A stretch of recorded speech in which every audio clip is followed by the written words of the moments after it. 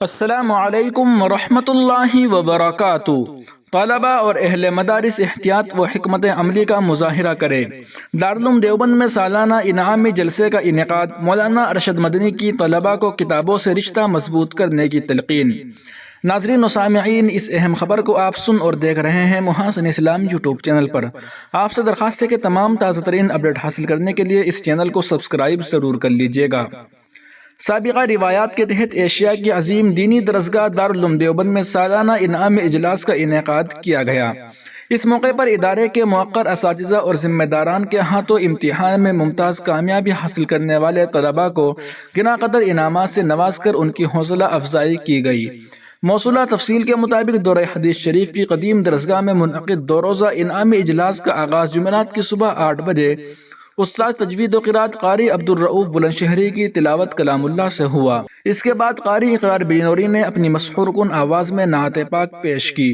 نظامت کے فرائض ادارے کے استاد حدیث مولانا سلمان بجنوری نقشبندی نے انجام دیے۔ محتمم دارالعلوم دیوبند مفتی ابوالقاسم نعمانی کی صدارت میں منعقد اجلاس میں صدر المدرسین اور جمعیت علماء ہند کے صدر مولانا سید ارشد مدنی کا خصوصی خطاب ہوا۔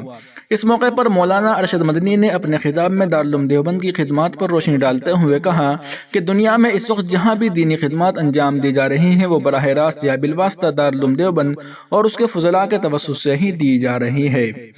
صدر جمعیت علماء ہند نے طلباء کو نصیحت کرتے ہوئے کہا کہ انہیں لایانی امور سے مکمل اجتناب کرنا چاہیے اور اپنی تمام تر توجہ علم دین کے حصول پر مبذول کرنی چاہیے۔ انہوں نے کتابوں کی اہمیت پر روشنی ڈالتے ہوئے کہا کہ طلباء کا کتابوں سے تعلق منقطع نہیں ہونا چاہیے اور ہر طالب علم کو چاہیے کہ اپنی ذاتی لائبریری بنائے اور کتابوں کا ذخیرہ اپنے پاس جمع کرے تاکہ کتابوں سے زیادہ استفادہ کر سکے۔ انہوں نے طلباء کو محتاط ہو کر زندگی گزارنے کی تلقین کی اور کہا کہ طلباء عزیز موبائل کے استعمال، خاص طور پر سوشل میڈیا سے اجتناب برتیں کیونکہ اس وقت مدارس شرپسندوں کے نشانے پر ہے۔ اس لیے اہل مدارس کو بہت احتیاط اور حکمت عملی کا مظاہرہ کرنے کی ضرورت ہے۔ ادارے کے ناظم تعلیمات مولانا حسین ہریدواری نے سال 1444 ہجری کی تعلیمی رپورٹ پیش کرنے کے بعد طلباء کو غیر حاضری سے اجتناب کرنے کی نصیحت کی اور اسباق میں مکمل حاضری کرنے پر زور دیا۔